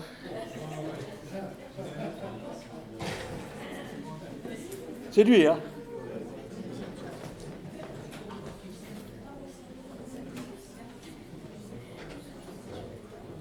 Une dernière, peut-être, illustration que je vous propose de ces processus récursifs et puis de ce rapport à l'environnement, c'est un cas d'effondrement du sens qui est bien connu dans la gestion, qu'on doit à Karl Weick, hein, qui est un théoricien des organisations qui est inspiré par l'inaction de Francisco Varela, et notamment dans cette dimension du sense-making, hein, c'est-à-dire la construction de sens dans l'action, qui serait un élément central de l'existence et du fonctionnement d'une organisation.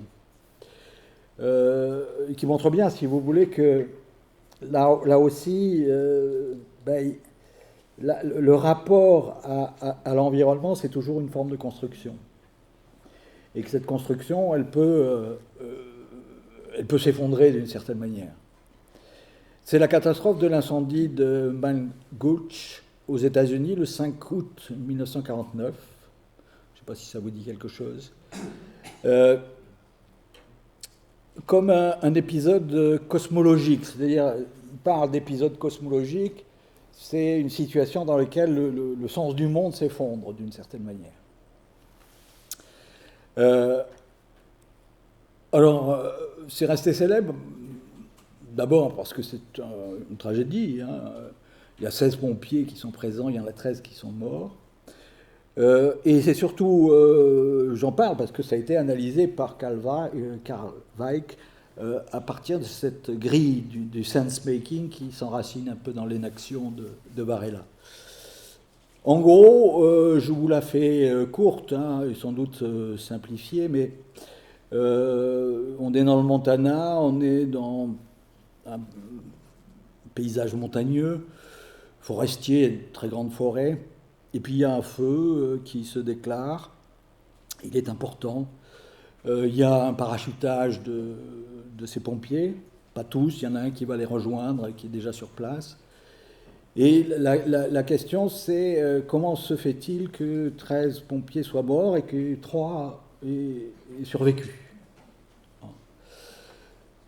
Et il décrit très, très finement ça, Weick, en montrant que, en gros, il lutte contre un feu, et puis il va y avoir, compte tenu du vent, des sauts de vent, etc., une sorte d'accélération et une nouvelle direction du feu qui fait qu'ils vont se trouver, si vous voulez, en quelque sorte pris entre la crête et le feu qui arrive et qui arrive très très vite sur eux. Et spontanément, ils ont tendance à monter vers la crête. C'est une pente raide, etc. Et celui qui les dirige, qui les commande, dit à un moment, laissez vos outils, vos instruments, abandonnez-les. Et il commence à allumer un feu, lui, un contre-feu. Une technique qui n'était pas très développée à l'époque. Et la réaction, si vous voulez, des pompiers, c'est justement ce que lui appelle un effondrement, un épisode cosmologique, c'est-à-dire qu'ils ne comprennent pas. Ils ne comprennent pas parce qu'ils abandonnent leurs outils qui font leur identité de pompier. Il leur dit il faut laisser, hein, et puis il faut s'arrêter à allumer un feu. Et pour eux, c'est quelque chose qu'ils n'arrivent pas à intégrer. Pour eux, c'est pas possible. Alors qu'est-ce qu'ils font? Ben, y a le chef qui va rester, lui, avec le feu. Il va rester, être sauvé par ce feu qu'il a lui-même déclaré et qui va permettre de brûler la partie sur laquelle il va pouvoir se réfugier avant que le feu n'arrive. Et puis les autres vont, si vous voulez, s'échapper, courir vers la crête. Ils sont tous morts. Alors, ce qui décrit, si vous voulez, c'est aussi un phénomène plus classique, c'est les rôles sont plus tout à fait tenus, c'est-à-dire le chef n'est plus tout à fait le chef. Hein, c'est-à-dire qu'on ne le croit plus, et que ça aurait pu être différent s'il avait eu plus d'autorité. Mais de fait, il n'a plus cette autorité. Pourquoi? Parce que ces pompiers ne comprennent pas. Et ne comprenant pas, ben, chacun fait comme, et c'est dans un corps comme les pompiers, les militaires, etc., on est d'abord un corps, hein, l'esprit de corps, on réagit en groupe, si vous voulez. Ça, c'est vraiment, chacun de son côté, c'est un échec radical. Donc, le sens disparaît, ça fait plus sens. Et ça fait plus sens, et ça peut donner effectivement ce type de catastrophe. Et on voit là, si vous voulez, que le rapport à l'environnement, il est fait aussi. Pourquoi on interprète la consigne de ce commandant sans lui accorder, lui faire crédit, sans le suivre? Ben parce que, en fonction des expériences antérieures qu'on a pu avoir, ben ça cadre plus, c'est plus possible, il n'y a plus de sens. Il nous dit n'importe quoi, ce type-là. Alors, pour terminer sur ce point, mais peut-être que j'aurai sans doute pas le temps de traiter la dimension dialogique, hein, c'est un gros morceau. Peut-être qu'on peut lancer un débat, puis je vous traiterai la dimension dialogique l'année prochaine, ou la prochaine rentrée, enfin vous me dites ce que vous voulez. Alors, un petit mot sur l'encyclopédisme maurinien, parce que c'est quand même toujours un motif de surprise ou d'étonnement, voire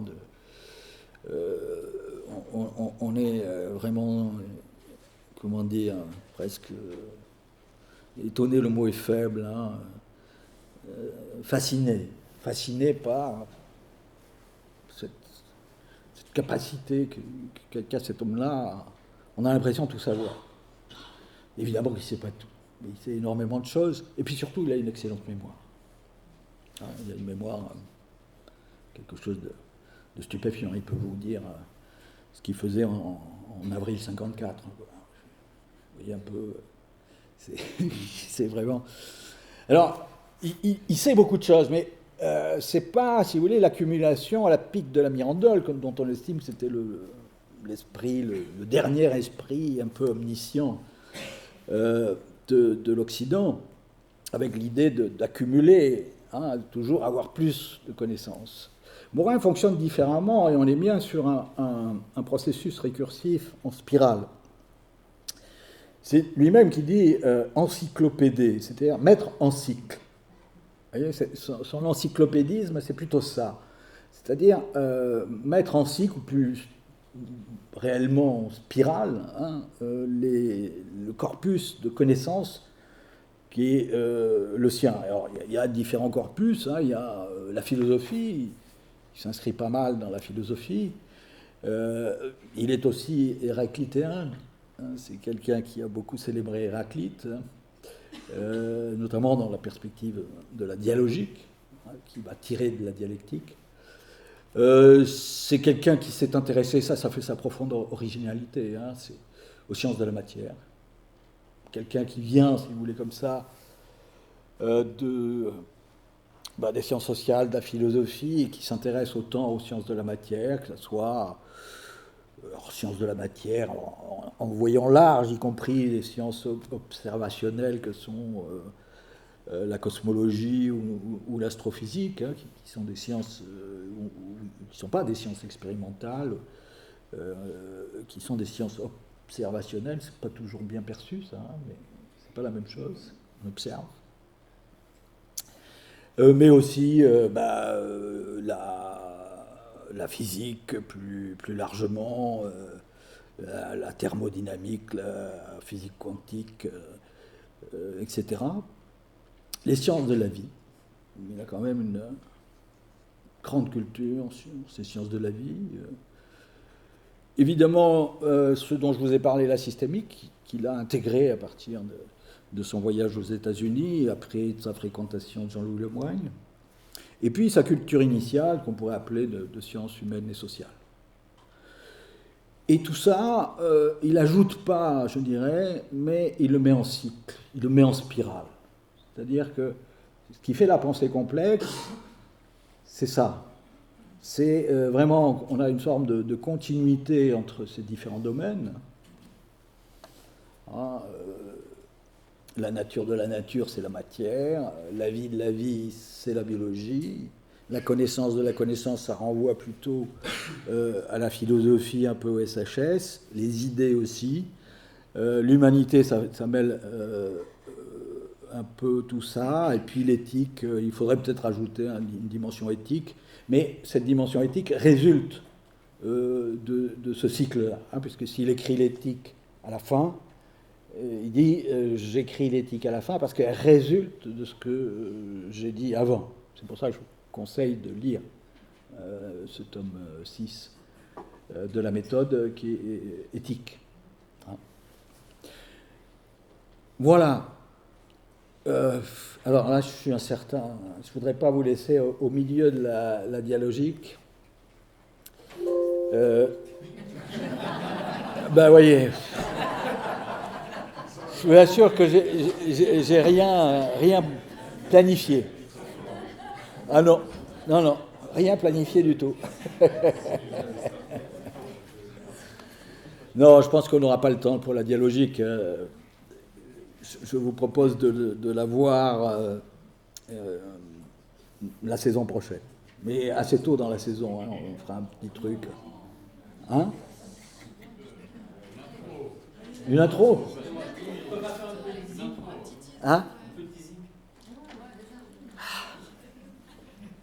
suis pas un adepte du marketing.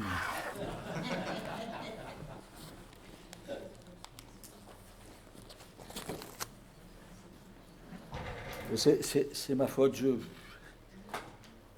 dépend de ce que tu nous proposes à la place aussi, Pascal. Échanger, poser des questions. Peut-être sur à la fois sur ce que je vous ai dit aujourd'hui, ce que j'ai pu vous dire les fois précédentes. Bon, alors sur cet apprentissage, qu'est-ce que vous auriez à dire? Est-ce que vous avez besoin envie de dire des choses?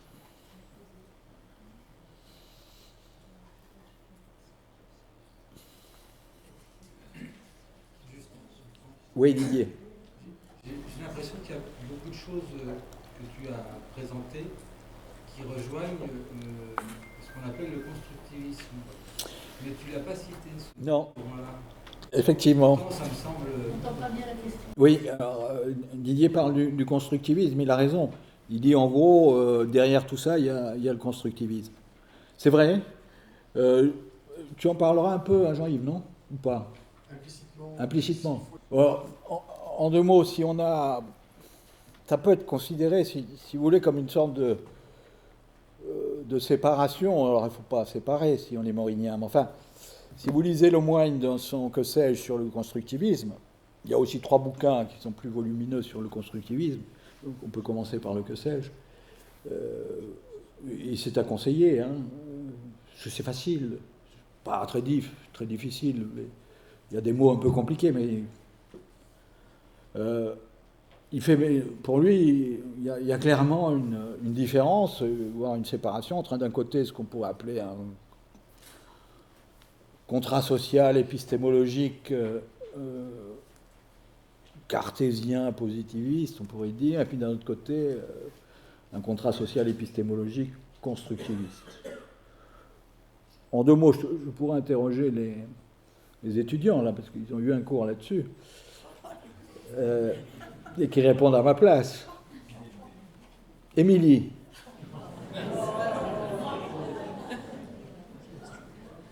Non? Vous ne sentez pas? J'ai mis 15.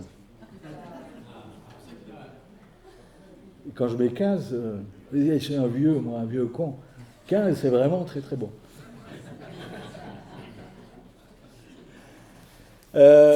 Bon, puisque Émilie ne veut pas, hein, on va essayer d'expliquer.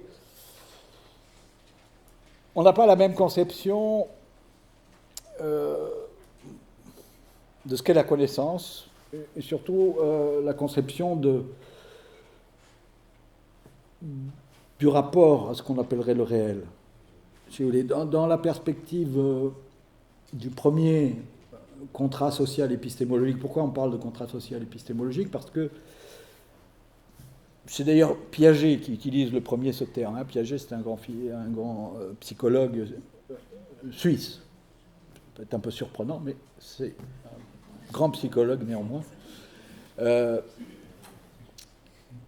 Pourquoi? Parce que, en fait, c'est pas simplement une histoire de pure connaissance, si vous voulez. C'est aussi l'histoire du statut de la connaissance dans la société, du statut de ceux qui sont censés produire la connaissance dans la société. C'est pour ça qu'il parle de contrat social épistémologique. Dans un premier cas, si vous voulez, c'est ce qu'il appelle l'hypothèse ontologique, c'est le réel existe, indépendamment des humains qui l'observent. Et donc la science, elle a pour objet de traduire très précisément, très objectivement ce réel, dire ce qu'il en est du monde dans sa nature profonde, dans ce qu'il est. D'accord? Le réel est, et la science nous dit ce qu'il est. Donc vous voyez là, il y a une séparation entre, d'une part, la connaissance et d'autre part, le sujet connaissant, parce que le sujet connaissant n'a pas de place là-dedans. Il y a des méthodes. Vous voyez, il y a la science abstraite, mais il n'y a pas de sujet connaissant. Ça, c'est un des points que développe beaucoup Morin dans la méthode de la méthode. Et pour lui, c'est vraiment un gros problème dans notre conception de la science. Il le développe beaucoup là, plus que dans la méthode telle qu'on la connaît aujourd'hui, même si c'est implicite. Donc, voilà.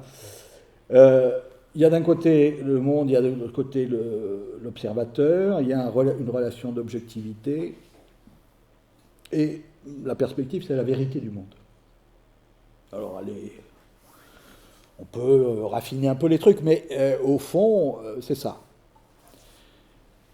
Le scientifique nous dit ce qu'il en est du monde. Bon, ça va de pair en général avec une forme de, c'est pas absolument nécessaire, mais enfin avec une forme de relégation des autres formes de connaissance à un statut ancillaire, on va dire. Voilà. Bon.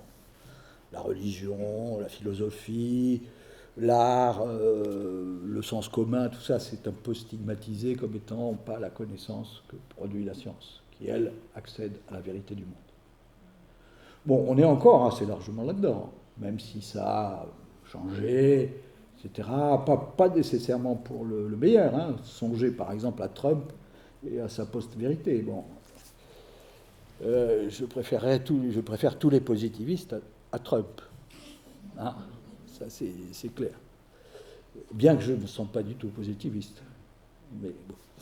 Alors, d'un autre côté, vous avez l'hypothèse du côté constructiviste, l'hypothèse phénoménologique. C'est-à-dire, il n'y a pas une ontologie du monde, il n'y a pas une sorte d'être du monde, il y a un phénomène du monde. Bon, on retrouve Kant, hein, là. On n'a accès qu'au phénomène. Les noumènes nous échappent, c'est au-delà de la possibilité des humains. Donc ça, c'est pas tout à fait récent, hein, cette idée qu'il y a des limites dans notre appréhension du monde. Hein. Donc ce sont des phénomènes, et ces phénomènes-là, c'est toujours un observateur, modélisateur, scientifique, ou pas d'ailleurs, parlons des scientifiques, qui en donne une sorte de représentation. Mais c'est toujours une forme de représentation. C'est toujours une forme de connaissance construite.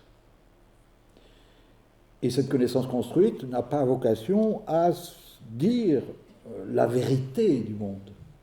Elle a toujours conscience qu'elle s'inscrit dans un regard, dans des méthodes qu'il faut discuter. Hein, parce que très souvent, dans l'idée de l'objectivité, on la pose comme ça. On dit, voilà, c'est objectif, mais il faut travailler sur les... Il se trouve que moi, j'ai un fils qui est physicien, qui fait des expériences sur des machines, etc. Mais quand je vois leur pratique, je vous assure que, évidemment qu'on est dans des constructions, y compris en physique. On a une sorte d'image un peu mythique de la chose, vous voyez, un peu le professeur Tournesol, un peu éthéré, qui serait en relation avec la vérité du monde, et il ne pourrait pas parler aux autres, il ne les entend pas d'ailleurs. Parce que, voilà. Non, là, la sociologie des sciences, il ne faut pas tout lui concéder, mais elle nous montre quand même que la science, elle est aux prises avec la société. Elle ne peut pas en être autrement. D'accord ? Donc cette idée, elle est aussi présente, évidemment, mais pas uniquement sur le mode critique, sur le mode de dire, voilà, en gros, les connaissances, elles sont produites par des intérêts sociaux.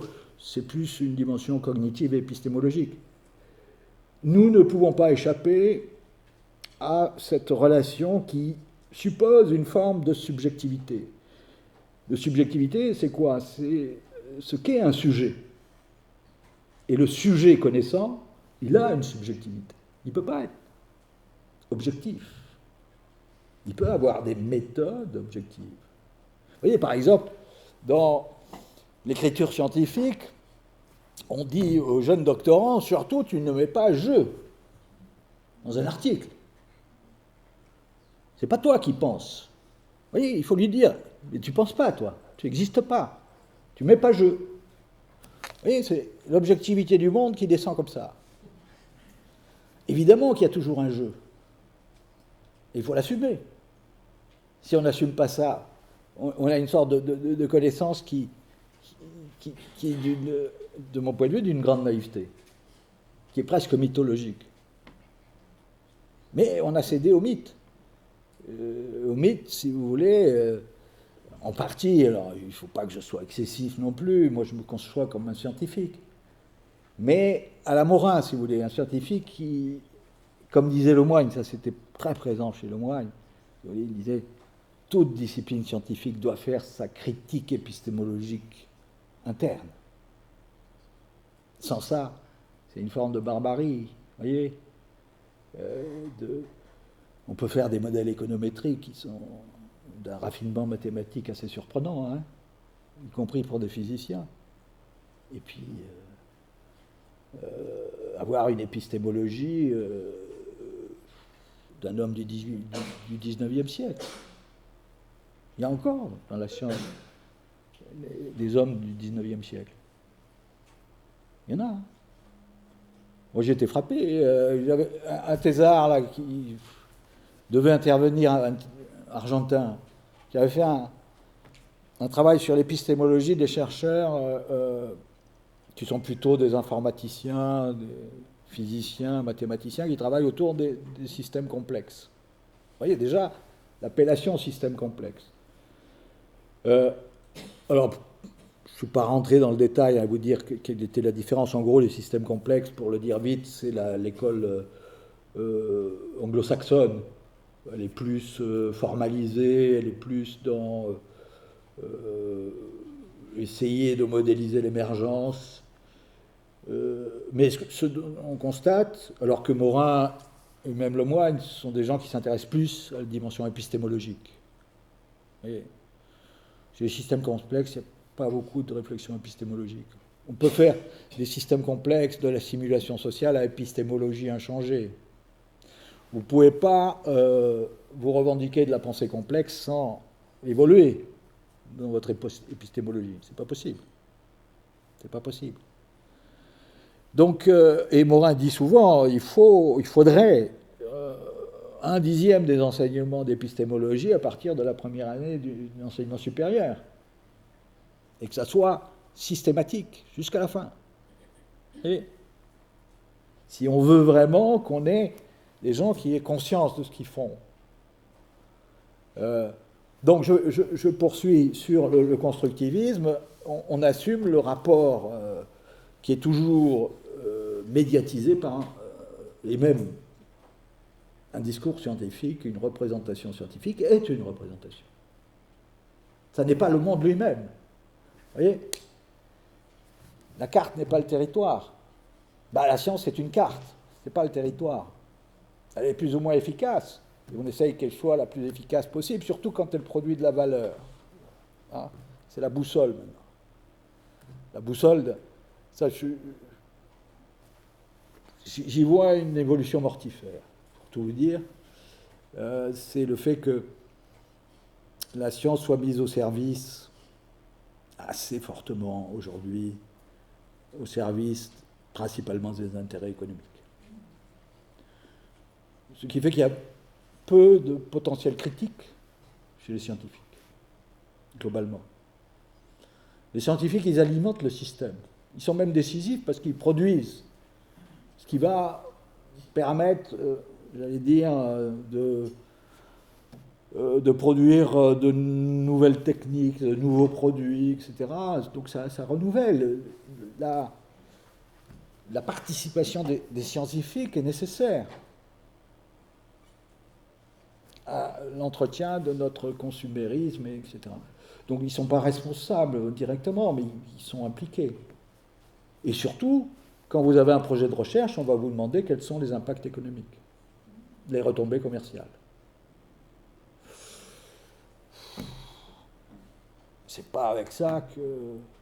Alors, heureusement, on est dans une société complexe, il y a des tas de gens différents, tout ça n'est pas homogène, mais enfin, les tendances, elles sont puissantes. Hein, elles sont puissantes.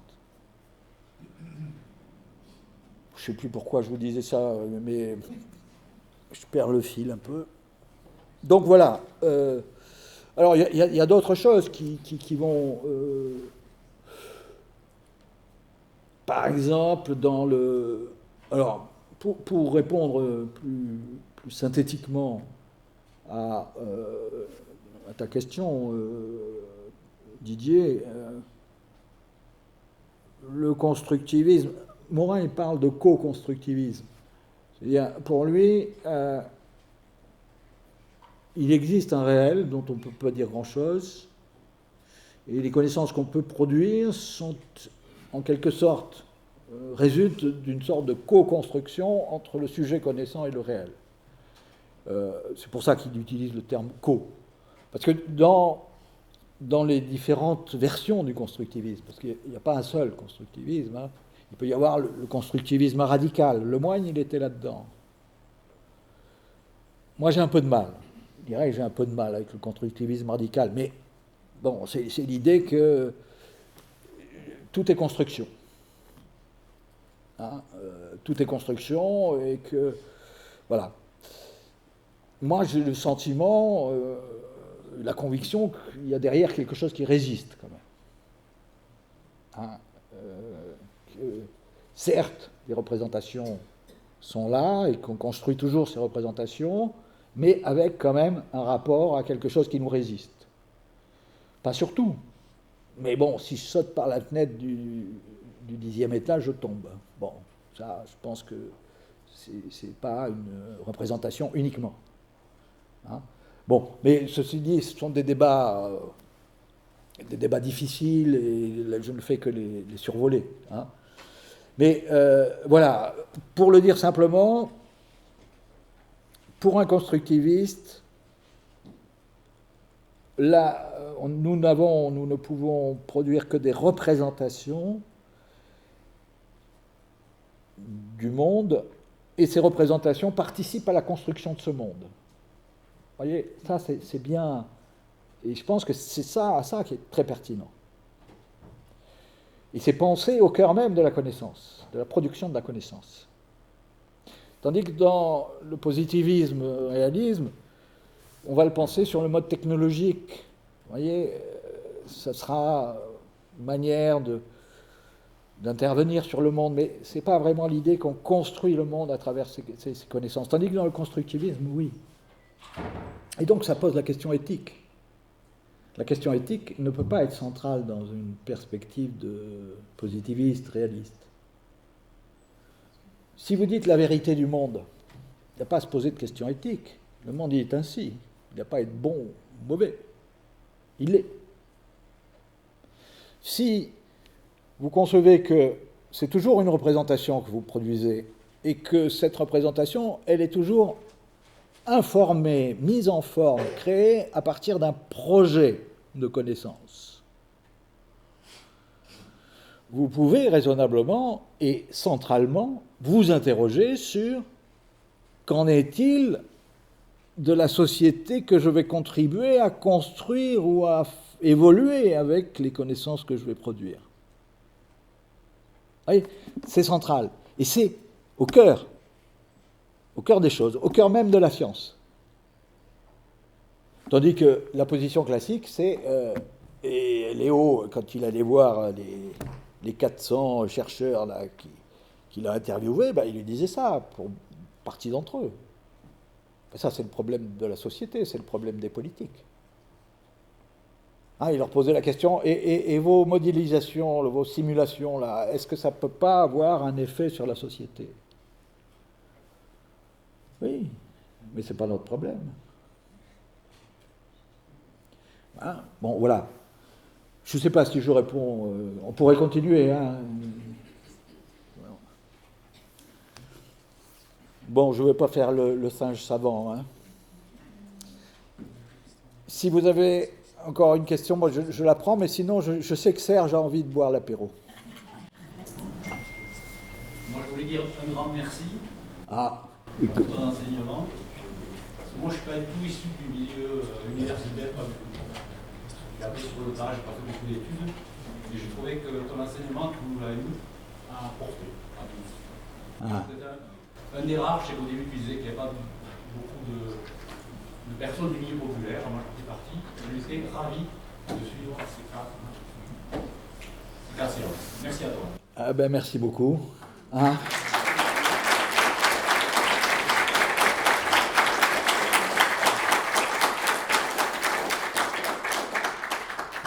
Bon, maintenant on boit, hein, Serge. Ne te réfugie pas derrière moi.